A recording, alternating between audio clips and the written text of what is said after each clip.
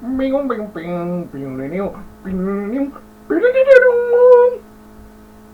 the deal? Sorry, start again. What's the deal with Caramel Girl, an AK girl, and inflating? What's up with that? Sorry. Okay, yes, everyone, you are not watching Seinfeld. I know it's hard to believe. But yes.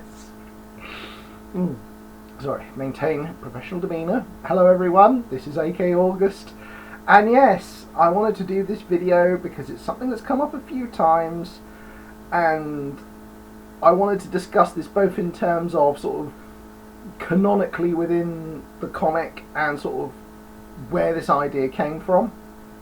So first up, for those of you who don't know, AK Girl has her powers that come from her mind and mental focus, but she also has a weakness where if she comes into contact with Caramel, it causes her body to inflate, and she uses her mind in order to deflate.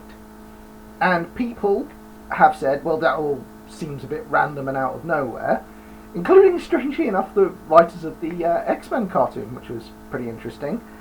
And fair play to them, they're not wrong. I think if you do the whole kind of diametric opposite way of sort of putting sort of symbols into stories, yeah, that doesn't really fit. Fair play, I see where they're coming from. In this instance, it's a bit different from that in that this is about kind of the holistic reaction. So in this theory, you've got people who body affects mind, mind affects body, and that's going to come into play with the next couple of issues.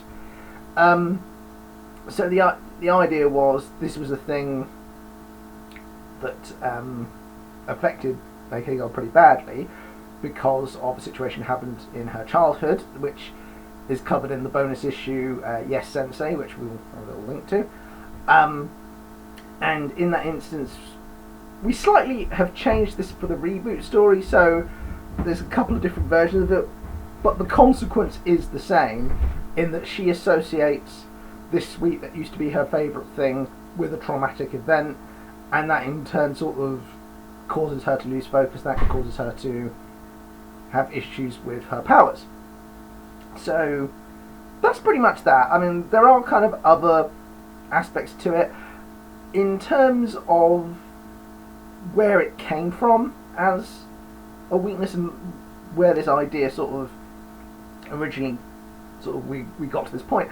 I think for me what was important is that we had a character with all these kind of cool powers and it's fun and all, and she can switch between them, but I'm always wary of people sort of referring to a character as being overpowered, and I always notice that certain characters tend to be called out for being overpowered more than others. So for example, you don't tend to hear people say like the Hulk is overpowered, for example, or Thor, because I don't know, maybe it is because we have a certain iconic mindset from, whereas someone will say Superman is overpowered. And that's interesting because, like as I say, it's interesting because, like as I say, certain people have certain views on this.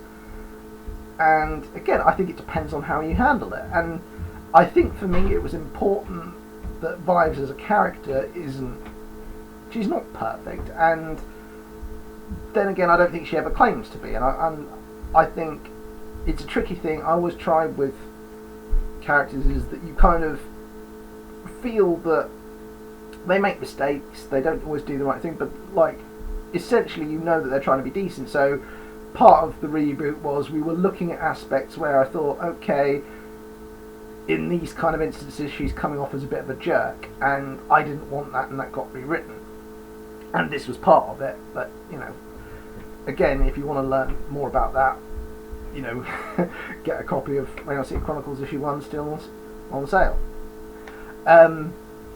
So yeah, so there was that aspect.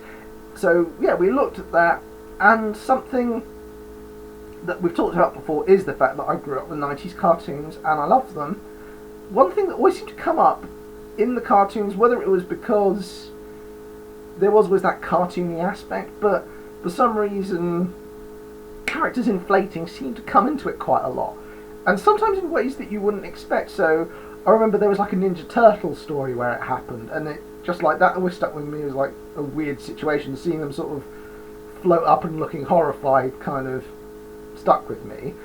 Then there was an Adventures of Sonic one, which, again, Sonic being a big influence, that kind of hit me, where he got infected by these like poison flowers and inflated up, and again it kind of stuck in my head. And then, weirdly enough, a real Ghostbusters story, which I later found out that was in like the later seasons after this kind of network came in. And I think, yeah, there's been a couple of like video people that have covered that really well. I think Phalos, I think, did a really good video on kind of what happened with that, and yeah, I think Council of Geeks also did a good video on that too. So I'll have to try and find one video like that at this point to sort of give you a bit more context, because I could go into the context of what happened with real Ghostbusters forever, but that's a whole other thing. But the point is, it seemed like something that, for whatever reason, that sort of symbol stuck in my head.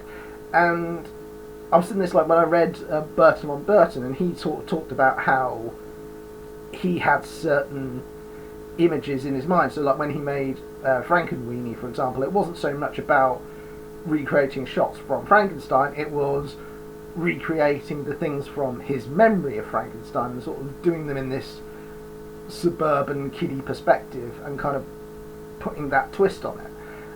And I suppose the cool thing with doing this comic is that I do the script and I put my perspective on that bit, but then you get the artist come in and the artist puts their perspective on it. So, you know, it's all very interesting, and you know, it creates this weird situation. And for me, the crucial thing is, it's, in effect, it's almost like this physical manifestation. You know how, like, if you go to a test and you're nervous, and that, you know, people get sweat when they're nervous, or they're you know, you physically tense up when you're stressed.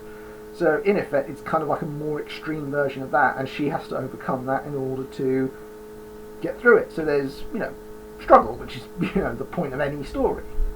So yeah, hopefully that's kind of explained it a bit to you in a bit more detail. I mean, because what I've loved about doing this sort of month thing, we've had some great artwork in, we've had people sort of keying it, and it's great to kind of engage with people about this character and this whole situation.